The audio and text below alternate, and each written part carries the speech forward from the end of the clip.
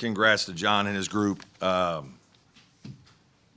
mean, they're just a really good team, and you know, they're excellent defensively. I think obviously we all talk about Boozer and Evans, and those guys are terrific, and they certainly run good stuff on offense. And I think John's doing a great job with the program, but probably not enough is made of how well they defend. They're long. Obviously, they're very well schooled. Their kids play hard. Saar is terrific. Malik Brown is terrific. We tried to get him.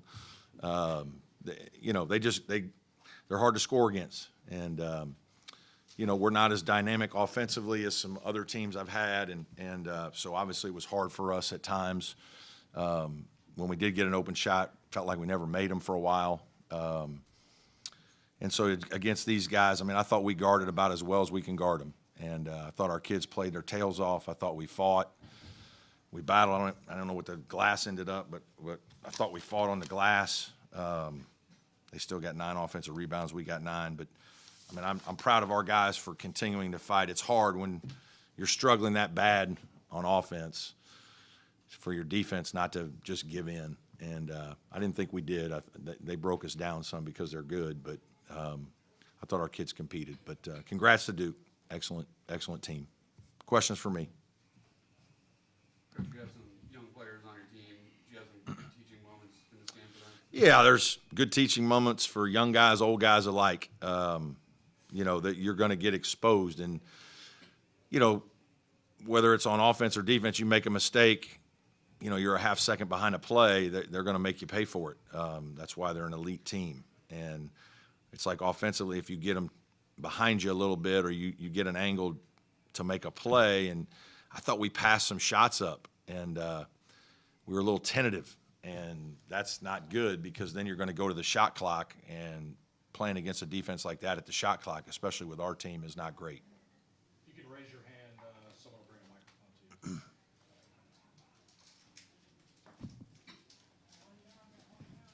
Coach, Duke had attempted 18 three-pointers by the under 4-minute mark in the first half. Was that surprising to you at all, just how much they came out from the three?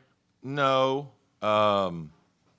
You know, they don't shoot as much as some, but, you know, some of it was our defense, probably the way we were guarding them. Playing at home, just, you know, they were trying to push, play in transition. But, no, it didn't surprise us. Brad, it's 5 at halftime, and then just how does the game get away from you from there? Can't score. I mean, it's pretty simple. You know, you can't score. You're not going to hold Duke.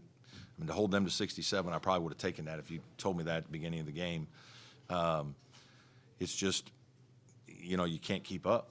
And obviously we're not as gifted offensively. This is where not having a guy that can just kind of save you at times, go make a great one-on-one play on a consistent basis, or, you know, do enough to draw another player and help probably hurts us. You know, there's just so much on our execution and then shot making, and you know, we haven't shot the ball as well here this week. Game plan appeared to be slow the pace down, and especially in the first half, slow the pace down and work it into your big guys as much as possible. You were pretty adamant on the sideline about holding your guards back and not having them push the ball very much at all. Yeah, a little bit. I mean, it wasn't like we weren't going to push it at all, but we certainly wanted to be opportunistic. I don't think coming in here and us trying to attack them and play full court basketball is a recipe for success. Not with our team. Maybe in some years past when we've had a little more firepower. So we were trying to be, you know, just make good decisions. And we were going to push it a little bit, but if not, you know, play through our bigs, RJ, Carter, and Nick. You touched on this some already. Obviously, Duke makes it tough with the coverage versatility, length, and athleticism. But for you guys this season in half court, how important is it to get that initial advantage as early as possible and then play out of it? It is. I mean, it's not a lot different than most teams. You're trying to get an early advantage and attack whichever way that is. You know, just some of the shot making for us has gone away. JP has struggled to shoot here this last, you know, 3 or 4 games, and you know that's hard for us. You know, some other guys have made a couple, but you you know, we have to make more shots. There's some shots we got today that were pretty good against these guys. I mean, it's not easy to get a good shot against these guys. And so you get a couple, you know, whatever the possession was in the first half, we got like 4 offensive rebounds. We just kept shooting wide open threes, didn't make any of them. Like, I'm like, eventually one's going to go in, right? But Coach, you had so much success to start league play, now you've put it on the road, had a couple losses. What's the message now to try to make sure this ends at 2? Yeah. You get back on track? don't forget who we are and why we've had success. And, you know, we have to defend at a high level, and we've got to continue to play as a team.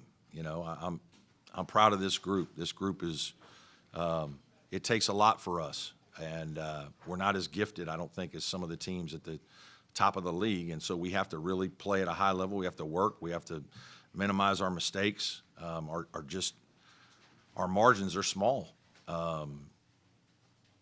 But we've had a lot of success. Let's not let a bad week, you know, derail us. And obviously we've got a lot more work to do. So let's learn from this and be ready to attack the next game on Wednesday. Coach, you were talking about making shots a minute ago. I know Dylan does a lot more for you than scoring, Yeah. but it's good for him to see the ball go through the net. Yeah, I mean, yeah, he's got to make some shots too now. I mean, he hasn't played as well as he can play. You know, he only had one turnover, a couple of assists. It's hard to have assists on a game when we're not shooting it well. But yeah, it's good to see him make that three. Those guys, they'll make some. Like they're, you know, they're better shooters than they've had here this last week or two. I don't know if we're a little fatigued or not. I've got to do a few things to help them better. But they'll be fine. Coach, with all the transfers and young guys on this team, maybe haven't played in this kind of environment. Yeah. What was kind of the message for them coming into this? Yeah, just, you know, don't let the environment distract us from what we're trying to do. And I think for the most part, our guys were pretty good. You know, we've been a pretty mature group. I don't think the moment was too big. I mean, first half, I thought we were punch for punch. You know, they got us to 28-20. I called timeout. We maybe scored the next 5. We went down 31-25. We had a shot. We got a great stop, and then had the last possession to score there at the half to cut it to 3. Didn't score. And, you know, the second half didn't probably start the way we'd like.